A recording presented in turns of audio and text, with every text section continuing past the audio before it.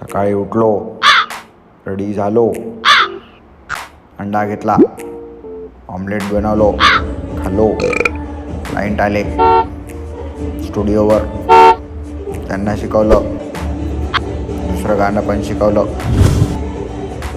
पूर्ण शिकवलं. आणखी एक गाणं शिकवलं, सगळं संपवलं. मग शाळेत आलो. ॲन्युअल डे होता. दुसऱ्या दिवशी मॅडम पण आले होते. ड्रेसिंग चेक करू लागले मॅडम. समोसे खाल्ले, ज्वेलरी दिले. मग दुसऱ्या क्लायंटकडे गेलो. तिथे पूजा होती, पाया पडलो.